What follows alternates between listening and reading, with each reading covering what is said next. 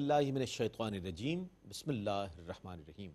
ناظرین محترم السلام علیکم ورحمۃ اللہ وبرکاتہ۔ میں ہوں آپ کا میزبان محمد رئیس احمد اور پیش کیا جا رہا ہے تلاوت قرآن کریم، ترجمہ اور تفسیر پر مشتمل پروگرام پیغام قرآن۔ الحمدللہ 14ویں پارے کا آغاز ہو چکا ہے اور آج بھی 14ویں پارے کی تلاوت ہوگی، ترجمہ پیش کیا جائے گا اور منتخب آیات کی تفسیر بیان کی جائے گی۔ ہمارے درمیان موجود ہے ممتاز و معروف قاری جناب قاری نعمان نعیمی۔ السلام علیکم ورحمۃ اللہ وبرکاتہ۔ وعلیکم السلام ورحمۃ اللہ وبرکاتہ۔ اور ناظرین محترم، تفسیر کے لیے ہمارے درمیان موجود ہے ممتاز و معروف عالم دین علامہ مفتی محمد عامر صاحب۔ السلام علیکم ورحمۃ اللہ وبرکاتہ۔ وعلیکم السلام ورحمۃ اللہ۔ آئیے ثواب و نجات کے سفر یعنی تلاوت کلام الرحمن کی جانب بڑھتے ہیں۔ تلاوت قرآن کریم فرما رہے ہیں جناب قاری نعمان نعیمی۔ بسم اللہ۔ اعوذ باللہ من الشیطان الرجیم، بسم اللہ الرحمن الرحیم۔ اتی امر اللہ فلا تستعجلوہ، سبحانہ وتعالی عما یشرکون۔ میں اللہ کی پناہ میں آتا ہوں شیطان مردود سے۔ اللہ ہی کے نام سے شروع کرتا ہوں جو نہایت رحم فرمانے والا بہت مہربان ہے۔ اللہ کا حکم آ پہنچا سو اے کافرو تم اس کو بعجلت طلب نہ کرو۔ اللہ ان چیزوں سے پاک اور بلند و برتر ہے جن کو وہ اس کا شریک قرار دیتے ہیں۔ ينزل الملائكة بالروح من أمره على من يشاء من عباده أن أنذروا أنه لا إله إلا أنا فاتقون۔ وہی جبریل کو وحی کے ساتھ اپنے حکم سے اپنے بندوں میں سے جس پر چاہے نازل فرماتا ہے کہ لوگوں کو اس سے ڈراؤ کہ میرے سوا کوئی عبادت کا مستحق نہیں ہے، سو تم مجھ سے ڈرو۔ خلق السماوات والأرض بالحق تعالى عما يشركون۔ خلق الإنسان من نطفة فإذا هو خصيم مبين۔ اسی نے آسمانوں اور زمینوں کو برحق پیدا کیا، وہ ان سے بلند و برتر ہے جن کو وہ اس کا شریک قرار دیتے ہیں۔ اسی نے انسان کو نطفے سے پیدا کیا تو وہ اس کے متعلق علی الاعلان جھگڑنے لگا۔ والأنعام خلقها لكم فيها دفء ومنافع ومنها تأكلون ولكم فيها جمال حين تريحون وحين تسرحون۔ اور اس نے چوپایوں کو پیدا کیا، ان میں تمہارے لیے گرم کپڑے اور دوسرے فوائد ہیں، اور ان میں سے بعض کو تم کھاتے ہو، اور ان میں تمہارے لیے حسن و زیبائش ہے جب تم شام کو انہیں چرا کر واپس لاتے ہو اور جب صبح کو انہیں چراگاہ میں چھوڑتے ہو۔ وَتَحْمِلُ أَثْقَالَكُمْ إِلَى بَلَدٍ لَمْ تَكُونُوا بَالِغِيهِ إِلَّا بِشِقِّ الْأَنفُسِ إِنَّ رَبَّكُمْ لَرَءُوفٌ رَحِيمٌ۔ وَالْخَيْلَ وَالْبِغَالَ وَالْحَمِيرَ لِتَرْكَبُوهَا وَزِينَةً وَيَخْلُقُ مَا لَا تَعْلَمُونَ۔ وَعَلَى اللَّهِ قَصْدُ السَّبِيلِ وَمِنْهَا جَائِرٌ وَلَوْ شَاءَ لَهَدَاكُمْ أَجْمَعِينَ۔ اور وہ چوپائے تمہارا سامان لاد کر اس شہر تک لے جاتے ہیں جہاں تم بغیر مشقت کے خود نہیں پہنچ سکتے تھے۔ بے شک تمہارا رب نہایت رحیم بہت مہربان ہے۔ اور گھوڑے اور خچر اور گدھے تمہاری سواری اور زیبائش کے لیے پیدا کیے، اور وہ ان چیزوں کو پیدا کرتا ہے جن کو تم نہیں جانتے، اور سیدھا راستہ اللہ تک پہنچتا ہے، اور بعض راستے ٹیڑھے ہیں، اور اگر اللہ چاہتا تو تم سب کو جبراً ہدایت دے دیتا۔ هو الذي أنزل من السماء ماء لكم منه شراب ومنه شجر فيه تسيمون۔ وہی ہے جس نے تمہارے لیے آسمان سے پانی نازل کیا جس کو تم پیتے ہو، اور اسی سے درخت بھی سیراب ہوتے ہیں جن میں تم مویشی چراتے ہو۔ ينبت لكم به الزرع والزيتون والنخيل والأعناب ومن كل الثمرات إن في ذلك لآية لقوم يتفكرون۔ وہ اس پانی سے تمہارے لیے فصل اگاتا ہے، اور زیتون اور کھجور اور انگور اور ہر قسم کے پھل، بے شک اس میں غور و فکر کرنے والے لوگوں کے لیے نشانی ہے۔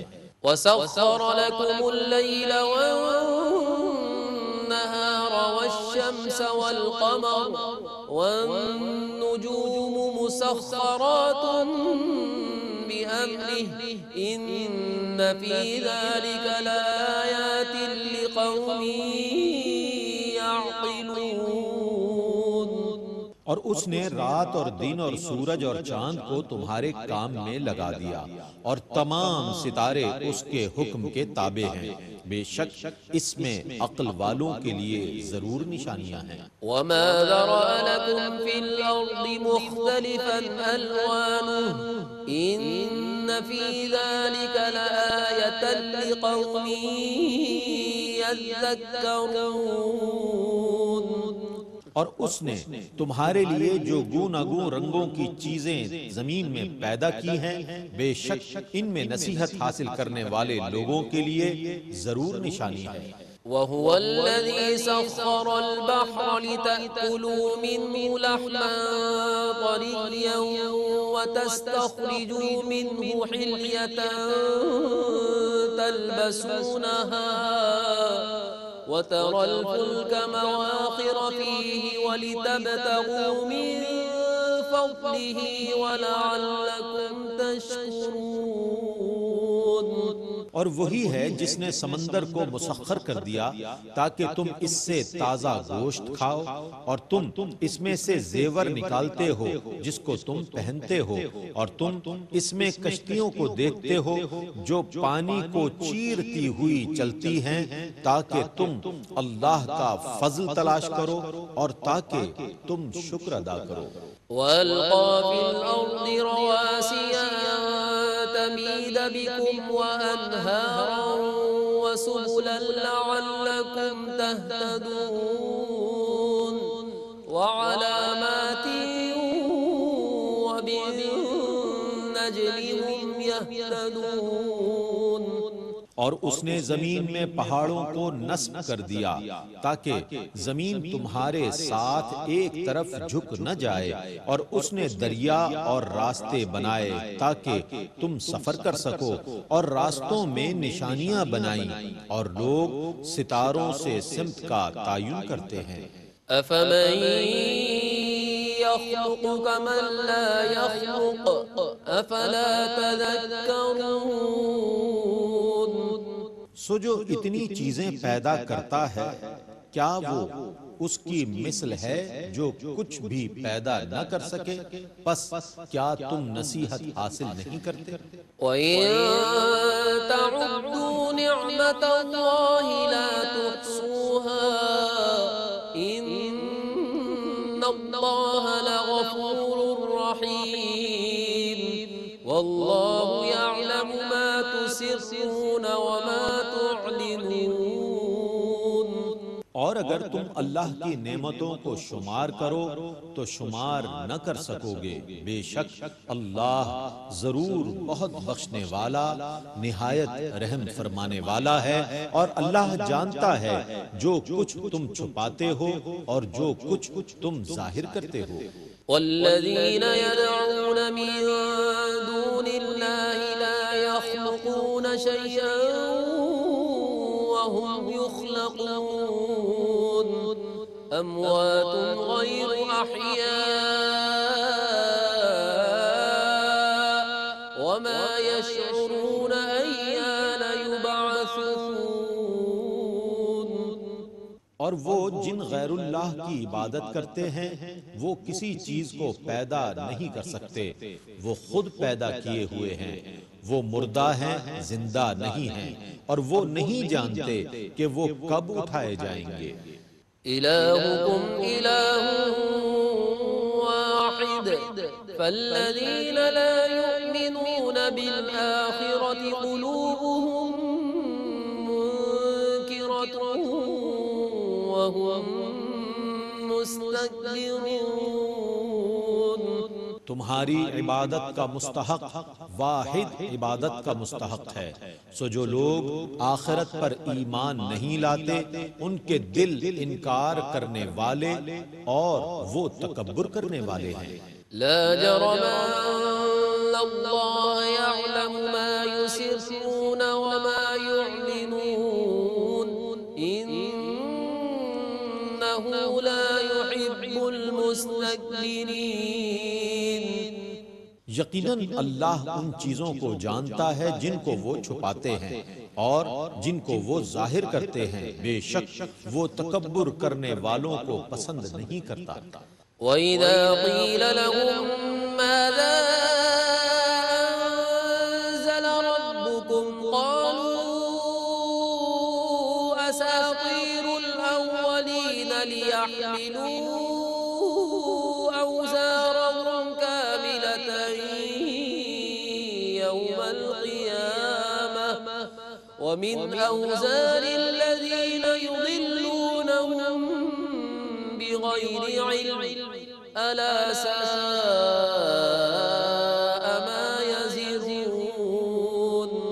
اور جب ان سے کہا جاتا ہے کہ تمہارے رب نے کیا نازل کیا ہے تو وہ کہتے ہیں کہ وہ تو پہلے لوگوں کے قصے کہانیاں ہیں، تاکہ یہ قیامت کے دن اپنے گناہوں کے مکمل بوجھ اٹھائیں، اور ان لوگوں کے بوجھ بھی جن کو یہ بغیر علم کے گمراہ کر رہے ہیں۔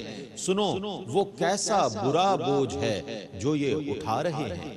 قد مكر الذين من قبلهم فأتى الله بنيانهم من القواعد فخر عليهم السقف من فوقهم وأتاهم العذاب من حيث لا يشعرون۔ بے شک ان سے پہلے لوگوں نے بھی ایسی سازشیں کی تھیں تو اللہ نے ان کی عمارت کو بنیادوں سے اکھاڑ دیا، سو ان کے اوپر سے ان پر چھت گر پڑی، پھر ان پر وہاں سے عذاب آ گیا جہاں سے انہیں گمان تک نہ تھا۔ ثم يوم القيامة يخزيهم ويقول أين شركائي الذين كنتم تشاقون فيهم قال الذين أوتوا العلم إن الخزي اليوم والسوء على الكافرين۔ پھر وہ ان کو قیامت کے دن بھی رسوا کرے گا اور فرمائے گا کہاں ہیں وہ میرے شرکا جن کے متعلق تم جھگڑتے تھے؟ جن لوگوں کو علم دیا گیا تھا وہ کہیں گے آج ساری رسوائی اور برائی کافروں پر ہے۔ الذين تتوفاهم الملائكة ظالمي أنفسهم فألقوا السلم ما كنا نعمل من سوء بلى إن الله عليم بما كنتم تعملون۔ ان کا حال یہ ہے کہ جب فرشتے ان کی روحیں قبض کرتے ہیں تو اس وقت وہ اپنی جانوں پر ظلم کر رہے ہوتے ہیں۔ اس وقت وہ اطاعت شعار بن جاتے ہیں اور کہتے ہیں کہ ہم کوئی برائی نہیں کرتے تھے، کیوں نہیں؟ بے شک اللہ خوب جاننے والا ہے جو کچھ تم کیا کرتے تھے۔ فادخلوا أبواب جهنم خالدين فيها فلبئس مثوى المتكبرين۔ سو اب تم دوزخ کے دروازوں میں داخل ہو جاؤ، ہمیشہ اس میں رہو گے، سو تکبر کرنے والوں کا کیسا برا ٹھکانہ ہے۔ وقيل للذين اتقوا ماذا أنزل ربكم قالوا خيرا للذين أحسنوا في هذه الدنيا حسنة ولدار الآخرة خير ولنعم دار المتقين۔ اور متقین سے کہا گیا کہ تمہارے رب نے کیا نازل کیا ہے؟ انہوں نے کہا اچھا کلام، جن لوگوں نے اس دنیا میں نیک کام کیے ان کے لیے اچھا اجر ہے اور آخرت کا گھر سب سے اچھا ہے، اور بے شک متقین کا گھر کیا ہی اچھا ہے۔ جنات عدن يدخلونها تجري من تحتها الأنهار لهم فيها ما يشاءون كذلك يجزي الله المتقين۔ جن میں وہ داخل ہوں گے وہ دائمی جنتیں ہیں، ان کے نیچے سے دریا بہتے ہیں، ان کے لیے اس میں وہ سب کچھ ہے جس کی وہ خواہش کریں گے، اللہ متقین کو اسی طرح جزا دیتا ہے۔ الذين تتوفاهم الملائكة طيبين يقولون سلام عليكم ادخلوا الجنة بما كنتم تعملون۔ ان متقین کی جب فرشتے روحیں قبض کرتے ہیں تو اس وقت وہ پاکیزہ ہوتے ہیں۔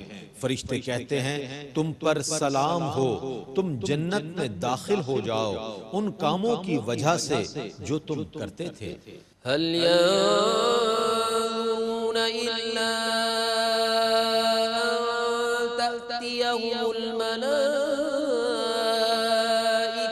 أو يأتي أمر ربك كذلك فعل الذين من قبلهم وما ظلمهم الله ولكن كانوا أنفسهم يظلمون۔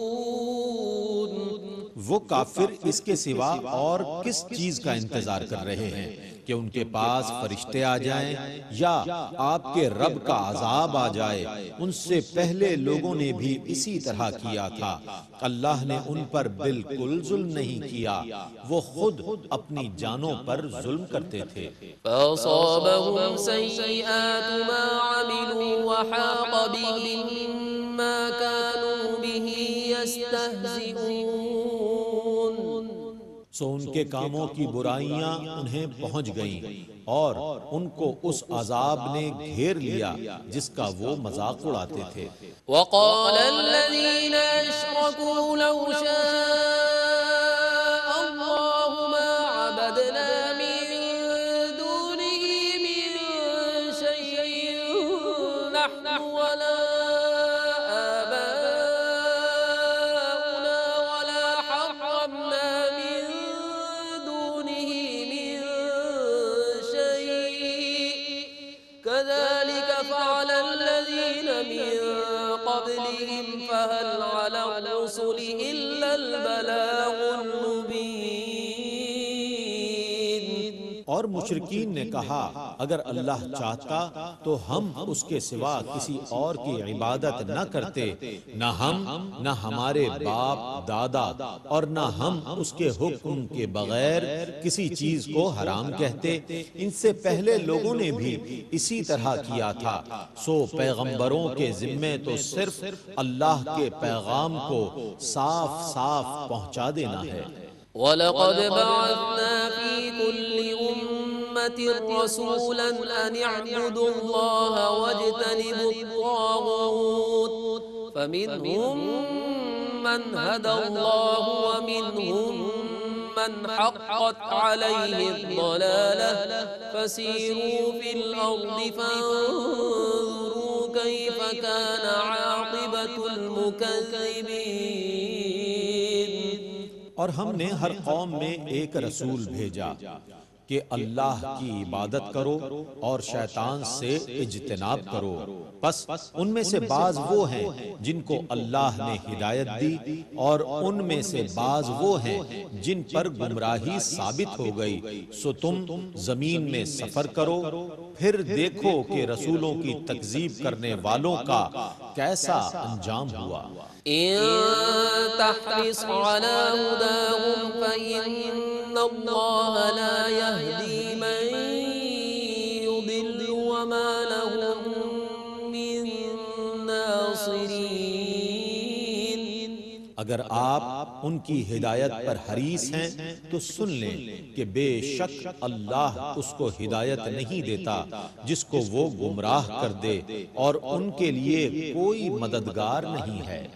وَأَقْسَمُوا بِاللَّهِ جَهْدَ أَيْمَانِهِمْ لَا يَبْعَثُ اللَّهُ مَن يَمُوتُ بَلَىٰ وَعْدًا عَلَيْهِ حَقًّا وَلَٰكِنَّ أَكْثَرَ النَّاسِ لَا يَعْلَمُونَ لِيُبَيِّنَ لَهُمُ الَّذِي يَخْتَلِفُونَ فِيهِ وَلِيَعْلَمَ الَّذِينَ كَفَرُوا أَنَّهُمْ كَانُوا كَاذِبِينَ۔ اور انہوں نے اپنی پکی پکی قسموں میں سے اللہ کی قسم کھائی کہ اللہ مرنے والوں کو دوبارہ زندہ کر کے نہیں اٹھائے گا۔ کیوں نہیں؟ یہ اللہ کا برحق وعدہ ہے، لیکن اکثر لوگ نہیں جانتے، تاکہ وہ ان پر اس حقیقت کو کھول دے جس میں وہ اختلاف کرتے تھے، اور اس لیے کہ کفار جان لیں کہ وہ جھوٹے تھے۔ إنما قولنا لشيء إذا أردناه أن نقول له كن فيكون۔ ہم جس چیز کا ارادہ کرتے ہیں تو اس کے متعلق ہمیں صرف یہ کہنا ہوتا ہے کہ ہو جا، سو وہ ہو جاتی ہے۔ والذين هاجروا في الله من بعد ما ظلموا لنبوئنهم في الدنيا حسنة ولأجر الآخرة أكبر لو كانوا يعلمون۔ اور جن لوگوں نے ظلم برداشت کرنے کے بعد اللہ کے لیے ہجرت کی، ہم ان کو ضرور دنیا میں اچھا ٹھکانہ دیں گے، اور آخرت میں اجر تو بہت بڑا ہے، کاش کہ وہ جانتے۔ الذين صبروا وعلى ربهم يتوكلون۔ جنہوں نے صبر کیا اور وہ اپنے رب پر ہی توکل کرتے ہیں۔ وما أرسلنا من قبلك إلا رجالا نوحي إليهم فاسألوا أهل الذكر إن كنتم لا تعلمون۔ اور ہم نے آپ سے پہلے صرف مردوں ہی کو رسول بنایا تھا جن کی طرف ہم وحی کرتے تھے، اگر تم لوگ نہیں جانتے تو اہل ذکر اہل کتاب سے پوچھ لو۔ بالبينات والزبر وأنزلنا إليك الذكر لتبين للناس ما نزل إليهم ولعلهم يتفكرون۔ ان رسولوں کو واضح دلائل اور کتابوں کے ساتھ بھیجا تھا، اور ہم نے آپ کی طرف ذکر قرآن عظیم اس لیے نازل کیا ہے کہ آپ لوگوں کو وضاحت کے ساتھ بتائیں کہ ان کی طرف کیا نازل کیا گیا، اور تاکہ وہ غور و فکر کریں۔ تلاوت قرآن کریم اور ترجمہ پیش کیا گیا۔ آئیے ان آیات کی تفہیم کے لیے میں ملتمس ہوں علامہ مفتی محمد عامر صاحب سے کہ ان آیات بینات کی تفسیر فرمائیں۔ بسم اللہ۔ اعوذ باللہ من الشیطان الرجیم، بسم اللہ الرحمن الرحیم۔ سورہ نحل کا آغاز ہوتا ہے۔ نحل شہد کی مکھی کو کہا جاتا ہے، اور اس سورت کے اندر شہد کی مکھی کا بھی ذکر ہے، اور اس سورت کے اندر باقاعدہ شہد کے فوائد، شہد کی اہمیت اور شہد کا تذکرہ بھی موجود ہے، اور ایک تفصیل کے ساتھ بتایا کہ یہ شہد کی مکھی بھی اللہ تبارک و تعالیٰ کی قدرت کا ایک عظیم شاہکار ہے۔ آج دنیا میں اس کے حوالے سے بڑی ریسرچ موجود ہے، انشاءاللہ وقت پر ہم اس حوالے سے گفتگو بھی کریں گے۔ اس سورت کا آغاز جن الفاظ سے ہوتا ہے، اتا امر اللہ فلا تستعجلوہ، یہاں پر اللہ رب العزت نے فرمایا کہ اللہ تبارک و تعالیٰ کا عذاب یا حکم بس آ چکا جس کی تم جلدی کرتے تھے۔ یہ وہ کفار مکہ کے ایک فرمائش کا جواب، ایک سوال کا جواب ہے جو بار بار دوران دعوت نبی کریم صلی اللہ علیہ وآلہ وسلم سے وہ کیا کرتے تھے۔ وہ کہتے تھے کہ اگر آپ سچے ہو تو ہم پر عذاب کیوں نہیں آتا، اگر ہم برے ہیں تو ہماری پکڑ کیوں نہیں ہوتی ہے۔ یہ بار بار ان لوگوں کا جو ہے وہ یہ تقاضا تھا کہ اگر واقعی آپ سچے ہیں، اور اللہ رب العزت نے ہر بار کہا تھا کہ اس کا ایک وقت مقرر ہے، اس کا ایک وقت مقرر ہے۔ تو یہاں پر اللہ رب العزت نے چونکہ اب وہ وقت بالکل قریب آ چکا تھا اس عذاب کا، یہ صورت چونکہ مکی ہے اور نبی کریم علیہ السلام جو ہے وہ اب بالکل مکی دور کا اختتام تھا، ہجرت فرما رہے تھے، تو ہجرت کرنا کسی نبی کا کسی قوم سے، یہ سمجھ لو اللہ کے عذاب کو دعوت دینا ہے۔ آپ سابقہ اقوام کو دیکھ لو کہ جس قوم پر بھی عذاب آیا تھا تو عذاب سے پہلے اس قوم سے ان کے نبی جدا ہو گئے تھے، یعنی نبی جب تشریف لے جائیں تو سمجھ لو کہ اب اللہ تعالیٰ کی رحمت کو حاصل کرنے کا اور اب اللہ تبارک و تعالیٰ کی رحمت کو پکارنے کا کوئی ذریعہ ہی نہیں ہے۔ جب کسی قوم سے نبی رخصت ہو جائیں تو سمجھ لو اس قوم نے اللہ کے عذاب کو دعوت دے دی۔ تو اس لیے نبوت کی اہمیت، نبوت کی جو ایک حیثیت ہے وہ کسی بھی قوم میں اتنی اہم اور اتنی بلند ہوتی ہے کہ افسوس ان اقوام پر کہ جو قوم اپنے نبی کی عظمت کا، اہمیت کا اندازہ یا اس کی قدر نہیں کرتے ہیں۔ کہ جس قوم سے اس کے نبی چلے جائیں تو قرآن یہ کہہ رہا ہے کہ جس قوم نے اپنے نبی کو چھوڑ دیا گویا کہ اس نے اللہ کے عذاب کو دعوت دے دی، بظاہر وہ کتنے مضبوط ہوں، طاقتور ہوں، وسائل ہوں، اسباب ہوں، لیکن جب نبی کسی قوم سے جدا ہو جائیں بس سمجھ لو کہ اب اس قوم کی تباہی کا وقت آ چکا۔ اور فرمایا سبحانہ و تعالی اما یشرکون، اللہ تبارک و تعالیٰ کی ذات پاک ہے اس چیز سے جو یہ لوگ شرک کیا کرتے ہیں۔ اچھا میں یہاں پر آپ کو ذکر کروں کہ نبی کریم علیہ السلام کا مکے سے چلے جانا یوں بھی عذاب کا باعث تھا کہ جب آپ مکے سے مدینہ گئے تو بدر اور احد اور حنین واقع ہوئے، تو یہ ساری چیزیں، سارے مارکے کیا تھے؟ ایک کفار کی تباہی تھی اور کفار پر عذاب تھا، جس میں ملائکہ بھی باقاعدہ اتر رہے تھے، اور ملائکہ بھی ان کفاروں کو مسلمانوں کے ساتھ مل کے لڑ رہے تھے اور کفاروں کو تباہ کر رہے تھے، کافروں کو۔ تو لہٰذا جو ہے وہ نبی کریم صلی اللہ علیہ وسلم کا ان سے رخصت ہونا ایک باقاعدہ اللہ تبارک و تعالیٰ کے عذاب کو دعوت بھی دینا تھا، نیز یہ کہ اللہ رب العزت نے فرمایا کہ اس کی ذات پاک ہے اور بلند ہے ان چیزوں سے، ان باتوں سے جو یہ شرک کرتے ہیں۔ پھر اللہ رب العزت نے فرمایا يُنَزِّلُ الْمَلَائِكَةَ بِالرُّوحِ مِنْ أَمْرِهِ عَلَى مَنْ يَشَاءُ مِنْ عِبَادِهِ أَنْ أَنذِرُوا أَنَّهُ لَا إِلَهَ إِلَّا أَنَا فَاتَّقُونِ۔ یہ اللہ رب العزت نے ان کے ایک اور اعتراض کا جواب دیا۔ ان کا اعتراض دراصل یہ ہوتا تھا کہ عذاب کیوں نہیں آتا، اور دوسرا اعتراض یہ ہوتا تھا کہ اگر نبی بنا کر بھیجنا تھا تو کیوں محمد عربی کو نبی بنا کر بھیجا؟ اگر بھیجنا تھا تو کسی عظیم قبیلے میں بھیجتے، ایسے فرد میں بھیجتے جو مالدار ہوتا، ایسے فرد میں بھیجتے جو ہمارے اعتبار سے، جو ہماری نظر میں زیادہ معزز ہوتا، اس کے اندر جو ہے وہ آپ نبوت کو، وحی کو داخل کرتے۔ اللہ رب العزت نے فرمایا میں اس سے پاک ہوں، میں جسے چاہوں وحی دوں۔ اللہ رب العزت نے فرمایا ينزل الملائکۃ بالروح، اللہ تعالیٰ ملائکہ کو وحی کے ذریعے بھیجتا ہے جس کے پاس چاہے، من یشاء من عبادہ، اپنے بندوں میں سے جس کو چاہے وہ چن لے اور جس پر چاہے اپنی وحی کو نازل کر لے۔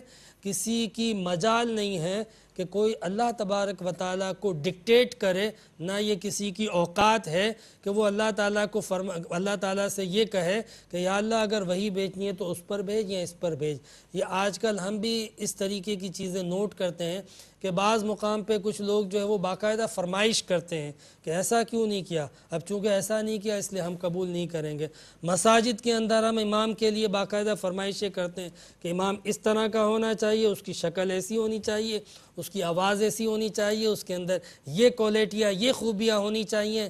تو یہ جو فرمائشیں ہوتی ہیں نا ہماری مذہب کے اندر، ہمیں اپنی حیثیت، اپنی اوقات پہ غور کرنا چاہیے کہ ہم علم میں کورے، ہماری حیثیت اور حقیقت اللہ کی بارگاہ میں ہے کیا۔ ہم دنیاوی اعتبار سے کسی منصب پر فائز ہو گئے تو بجائے شکر ادا کرنے کے اور بجائے اس منصب کی قدر کرنے کے تکبر کرتے ہیں، ڈکٹیٹ کرتے ہیں، احکامات جاری کرتے ہیں، اور پھر یہ سلسلہ جب بڑھنے لگتا ہے تو بندہ پہلے امام پر تنقید کرتا ہے، پھر شریعت پر تنقید کرتا ہے، شریعت کے مسائل پر وہ اپنی جو ہے وہ طرف سے باتیں چلانا شروع کر دیتا ہے، اور پھر بڑھتے بڑھتے الامان والحفیظ یہ نوبت آ جاتی ہے کہ وہ خدا پہ بھی تنقید کر بیٹھتا ہے۔ جس طرح یہاں پہ کفار کا تذکرہ کیا کہ وہ اللہ رب العزت کو ڈکٹیٹ کرتے تھے کہ اگر وحی نازل کرنی ہی تھی تو جو ہماری نظر میں بڑا تھا، مالدار تھا، قابل قدر تھا، اس پر وحی نازل کرتے، ان پر کیوں کی؟ تو اللہ نے فرمایا کہ میں جس پر چاہوں وحی کر سکتا ہوں اپنے بندوں میں سے، اور یہ وحی اس لیے میں نازل کرتا ہوں انذروا انہ لا الہ الا انا فاتقون، تاکہ اس وحی کے ذریعے لوگوں کو ڈرایا جائے کہ میرے سوا کوئی عبادت کے لائق نہیں، میں اکیلا معبود ہوں، باقی سب معبود باطل ہیں، اور چونکہ باقی سارے معبود باطل ہیں تو اس لیے تم مجھ ہی سے ڈرو۔ جب سب سے بڑی طاقت سپر پاور میں ہوں تو پھر ڈرنا بھی مجھ سے چاہیے، نہ کہ تم جس سے ڈرتے ہو ان سے ڈرنا چاہیے۔ اس کے بعد اللہ رب العزت نے فرمایا خلق السماوات والارض بالحق تعالی اما یشرکون، اللہ تعالیٰ نے اس کائنات کو، نظام کائنات کو حق کے ساتھ پیدا کیا ہے۔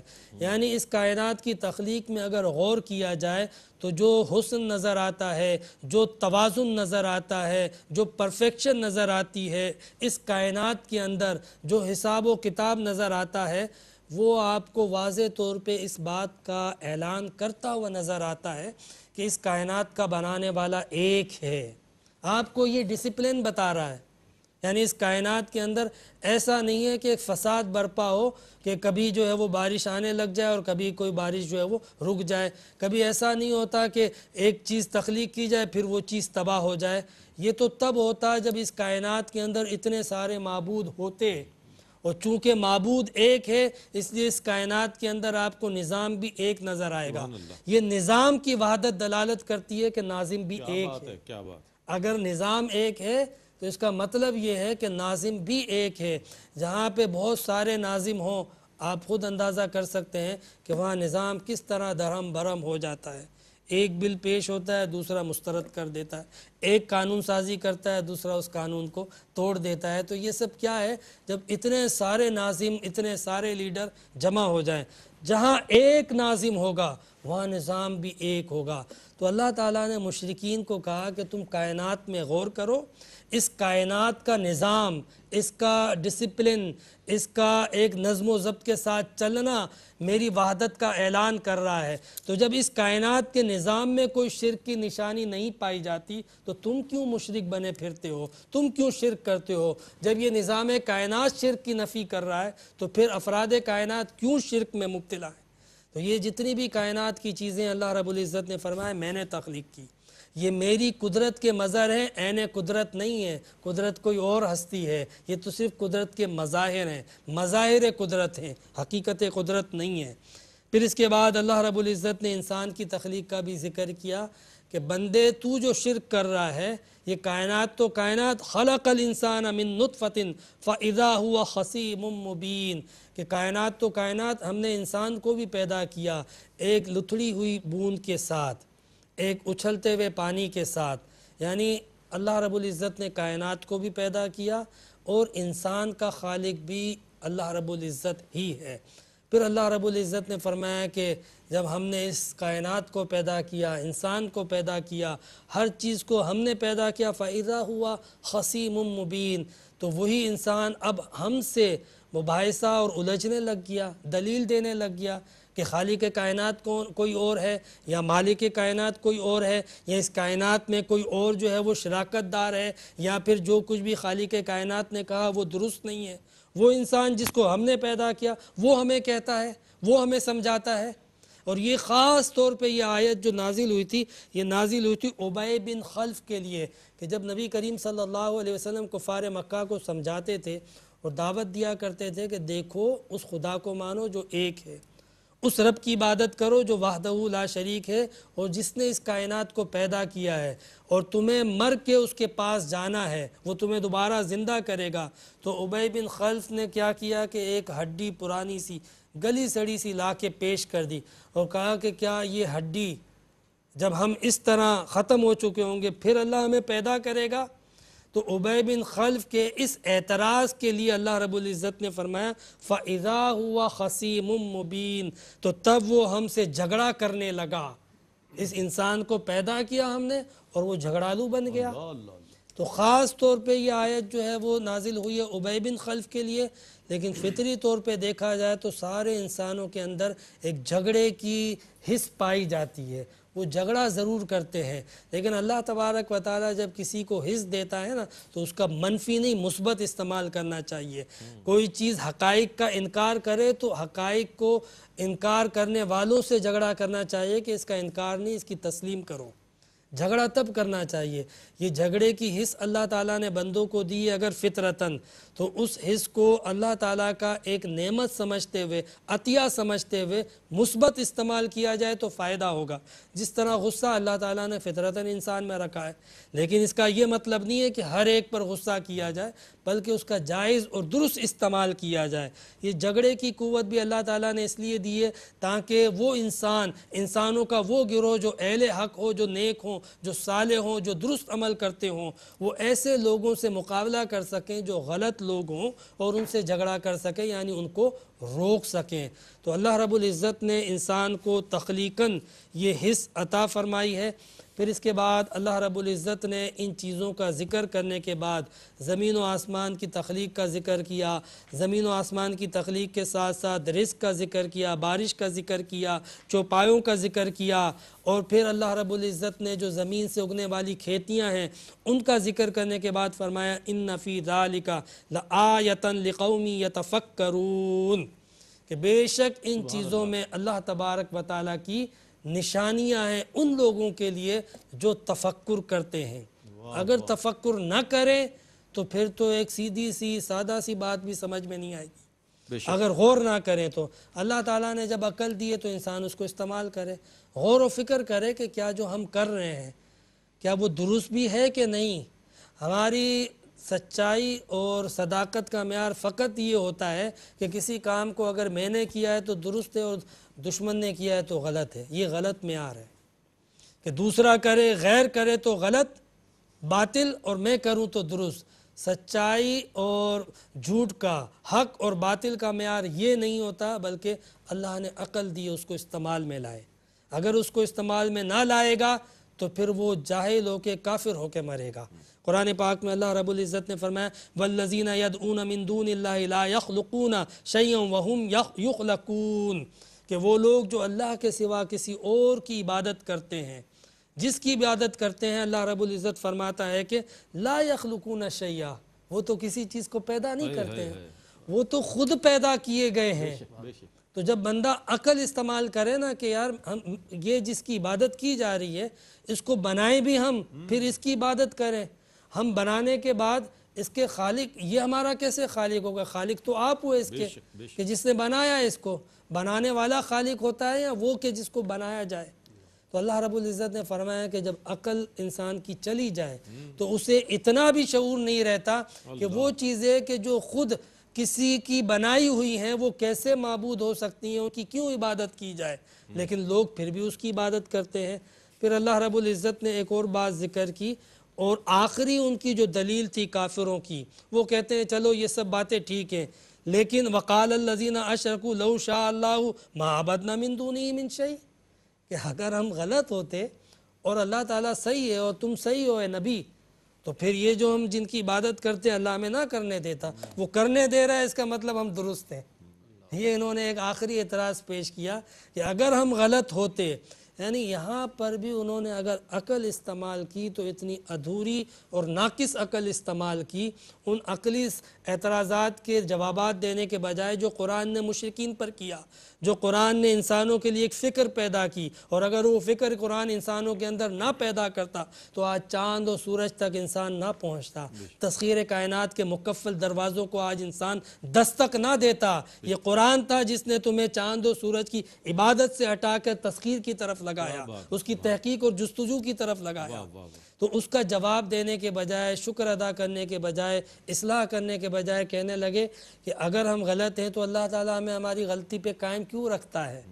وہ ہمیں روک لیتا، ہمیں عبادت نہ کرنے دیتا۔ وقال الذین اشرکوا لو شاء اللہ ما عبدنا من دونہ من شیء، اگر اللہ تعالیٰ چاہتا تو ہم عبادت ہی نہ کرتے اس کے سوا کسی اور کی۔ نحن ولا آباؤنا، نہ ہم کرتے نہ ہمارے باپ دادا کرتے، یہ تو ہمارے باپ دادا بھی کرتے آئے تھے، ہم بھی کر رہے ہیں، تو اللہ تعالیٰ نے تو ہمیں روکا نہیں ہے، اگر وہ چاہتا تو ہمیں روک لیتا۔ اور جن چیزوں کو آپ حرام کہتے ہو ان چیزوں کو تو اللہ تبارک و تعالیٰ نے حرام بھی نہیں کیا ہے۔ تو یہ ان کا ایک اعتراض تھا، یہ اعتراض اس سے پہلے بھی آیا تھا، تو ہم نے اس کا جواب دیا کہ اللہ تبارک و تعالیٰ نے اس دنیا کے اندر لوگوں کو مہلت عطا فرمائی ہے اور اختیار عطا کیا ہے۔ مہلت اور اختیار دینے کا مقصد ہی یہ تھا کہ قیامت کے دن جزا اور سزا کا نظام قائم ہو۔ اگر اللہ تعالیٰ اپنی مرضی سے جبراً روک لیتا تو سزا یا جزا کس بات کی؟ بندہ اپنے اختیار سے غلط کو غلط تسلیم کرے اور صحیح کو صحیح، بندہ اپنے اختیار سے جو ہے وہ اپنے عمل کی اصلاح کرے، درست اعمال کو اختیار کرے اور غلط اعمال کو ترک کرے۔ جب وہ اپنے اختیار سے ان چیزوں کو اپنائے گا تو اللہ تعالیٰ اس کو انعام دے گا، اور جب اپنے اختیار سے حق کو ٹھکرا دے گا اور باطل کو اپنائے گا تو بروز قیامت جزا اور سزا کے نظام میں اس کو سزا دی جائے گی۔ تو اس لیے اللہ تعالیٰ نے دنیا میں مہلت دی ہے، اور دنیا میں کسی کی پکڑ نہیں کی ہے کہ کوئی غلط کرتا ہے یا درست کرتا ہے۔ وہ اپنے غلط عمل کو دلیل نہ بنائے اس بات پر کہ ہم چونکہ غلط کر رہے ہیں اور وہ کرنے دے رہا ہے تو اس لیے جو ہے وہ ہم درست ہیں، بلکہ وہ مہلت دے رہا ہے، کرنے نہیں دے رہا، اجازت نہیں دے رہا۔ اجازت اور مہلت میں فرق سمجھے اللہ تبارک و تعالیٰ، کاش کہ ہمیں قرآن سے وابستگی عطا فرمائے تاکہ ہم ان فرق کو، ان حقائق کو، ان ہدایات کو سمجھ سکیں۔ وآخر دعوانا ان الحمد للہ رب العالمین۔ سبحان اللہ مفتی صاحب، سبحان اللہ، جزاک اللہ۔ ناظرین محترم، جس طرح مفتی صاحب فرما رہے تھے کہ اللہ تعالیٰ ہمیں قرآن کے ساتھ ایک تعلق ہمارا قائم فرما دے تاکہ ہم قرآن کو پڑھ سکیں، پڑھ کر سمجھ سکیں اور سمجھ کر اس کے مطابق زندگی گزار سکیں۔ اللہ تعالیٰ سے دعا ہے کہ ARYQ TV کی اس کوشش، اس کاوش کو اپنی بارگاہ میں قبول فرمائے، ہمیں اسلام پر زندگی عطا فرمائے، ایمان پر موت عطا فرمائے، اور بروز قیامت نبی کریم علیہ السلام کی شفاعت عظمیٰ سے بہرہ مند فرمائے۔ اس کے ساتھ ہی اپنے میزبان محمد رئیس احمد کو اجازت دیجیے۔ اللہ حافظ۔